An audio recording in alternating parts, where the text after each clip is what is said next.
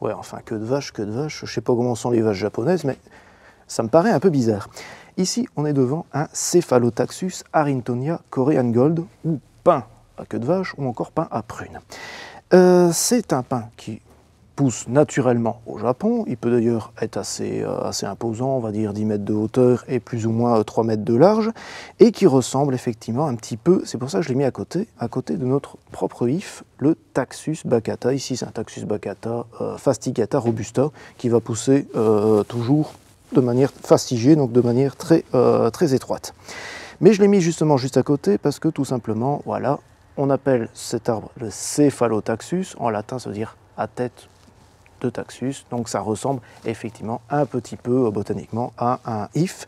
Seulement les ifs, ce sont les taxacées, tandis que les Cephalotaxus, ce sont les Cephalotaxacées au niveau de la famille. Alors ce petit pin japonais à queue de vache, ce nom me fait mourir de rire, cette variété Korean Gold prend une teinte un peu jaune au printemps et ici aussi en automne, ce qui le rend très lumineux, justement pour illuminer une partie ombragée de votre jardin. On peut le planter au soleil, pas trop de soucis, on peut le planter à la mi-ombre, mais on peut le planter aussi sous les arbres à l'ombre, où justement ça fera un petit point focal un petit peu jaune doré, ce qui sera pas mal. Son port est assez colonnaire aussi, il va pousser en hauteur environ 2-3 mètres, mais il lui faudra quand même bien 10 ans pour atteindre 2 mètres de hauteur, et sinon au niveau de la largeur, il ne va pas dépasser beaucoup plus que 40-60 cm en largeur, donc on pourra le mettre au bord d'une allée, on pourra le mettre pour mettre un point focal dans un massif, on peut le mettre aussi en haie, bref, on peut faire un petit peu n'importe quoi avec.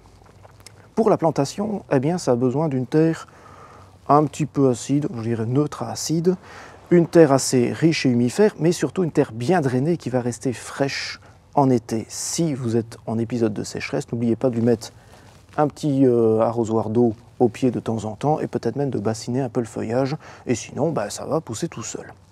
Bref, dans les conifères, vous avez des conifères à port en boule, vous avez des conifères à port rampant, vous avez des conifères pyramidaux, mais vous avez aussi pas mal de conifères à port fastigié. Donc on a vu ici le simple if, c'est un Taxus baccata, tout ce qu'il y a de plus normal, donc notre if indigène à nous, qu'on peut utiliser en haie, au bord d'une allée, etc. Mais vous en avez d'autres, et j'ai voulu vous montrer justement celui-ci, le Cephalotaxus arringtonia Korean Gold, ou pin japonais à queue de vache. Ça, j'espère que vous allez vous en souvenir.